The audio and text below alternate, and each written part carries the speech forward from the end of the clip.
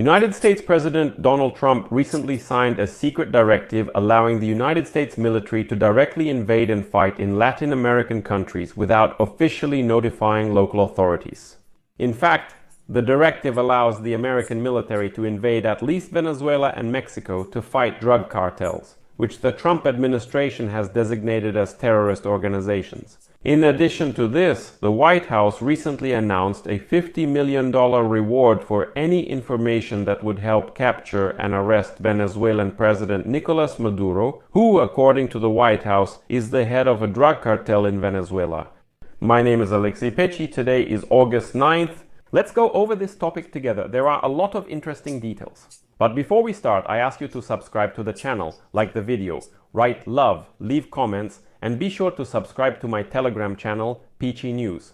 The link to it is in the description of this video. So, President Trump secretly signed a directive to the Pentagon to begin using military force against certain Latin American drug cartels that his administration considers terrorist organizations. In fact, now the American military has full authority to invade neighboring countries to fight drug trafficking. This decision demonstrates Trump's consistent willingness to use the armed forces for tasks that were originally considered the prerogative of law enforcement agencies. This is about stopping the illegal trafficking of fentanyl and other illegal drugs. The order provides an official basis for the possibility of conducting direct military operations at sea and on the territory of foreign states against the cartels.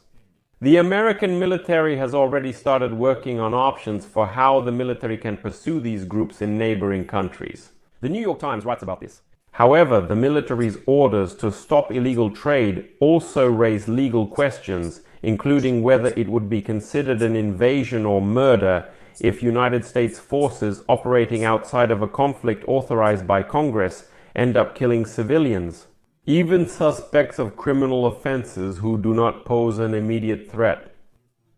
And whether this is considered a legal action or would already be murder is unclear.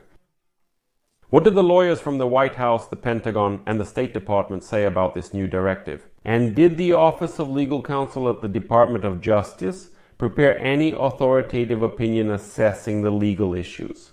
Earlier this year, Trump deployed the National Guard and active duty troops to the southwest border to block the flow of drugs and immigrants, and also strengthened measures for surveillance and drug interdiction.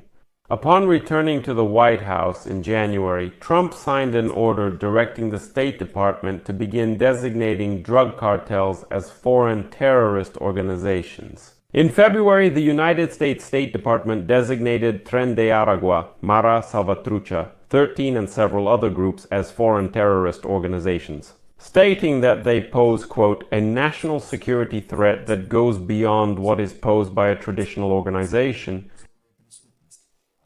In February, Trump designated Tren de Aragua as a foreign terrorist organization, stating that they pose, quote, a national security threat that goes beyond what is posed by a traditional organization.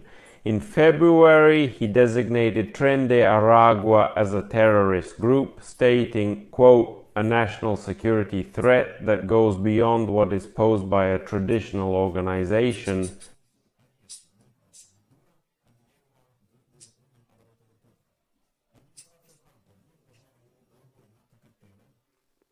United States Attorney General Pem Bondi stated that Nicolas Maduro, quote, will not escape justice and will be held accountable for his heinous crimes. When asked about Trump's authorization to use military force against the cartels, White House Press Secretary Anna Kelly responded in an email, quote, President Trump's top priority is protecting the homeland. That's why he took the bold step of designating several cartels and gangs with Trump's authorization to use military force.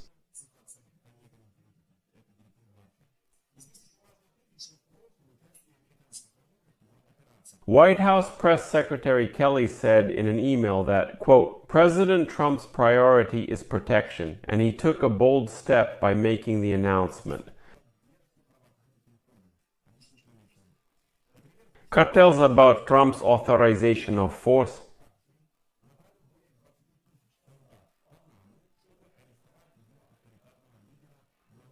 Anna Kelly responded in an email, quote,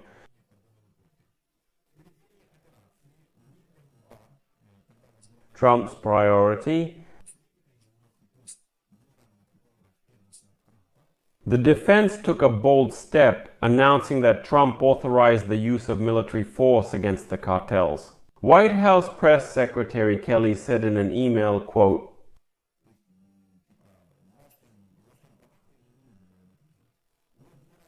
President Trump has prioritized homeland security and taken action against cartels. Back in the 1990s, the United States military was already helping Colombian and Peruvian law enforcement fight drugs by providing information on civilian flights suspected of carrying narcotics, such as radar data and intercepted communications. But after Peru and Colombia started, just shooting down such civilian planes, the Clinton administration in 1994 suspended this kind of assistance for several months.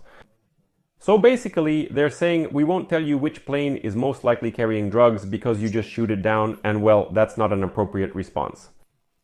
The Office of the Legal Advisor of the United States issued an opinion stating that military personnel who provided such information, knowing it would be used to immediately shoot down these planes, could now face prosecution because they knew it was a civilian plane.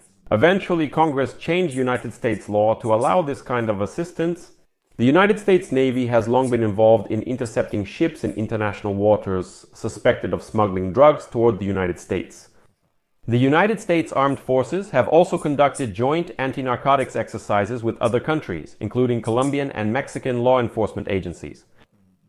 In addition, the military has provided equipment and aircraft to former Drug Enforcement Administration units, which have advised and operated alongside local anti-narcotics personnel in countries like Honduras. In other words, the practice of American military and law enforcement personnel working in other countries to combat drug trafficking already has a fairly long history. However, Donald Trump's new directive apparently provides for a different approach under which United States military forces will directly capture or kill people involved in drug trafficking on the territory of other countries. This is no longer assistance to foreign law enforcement, this is direct intervention and involvement in such operations. And now, United States Secretary of State Marco Rubio stated, quote, Declaring the cartels as terrorist organizations allows the United States to use other elements of American power, intelligence agencies, the Department of Defense, and so on, to go after these groups. If we get such an opportunity, we must start treating them as armed terrorist organizations, not just as drug traffickers. And now, American analysts are reminding us how, during his first term, Trump became fascinated with the idea of bombing drug cartels in Mexico, especially targeting drug labs.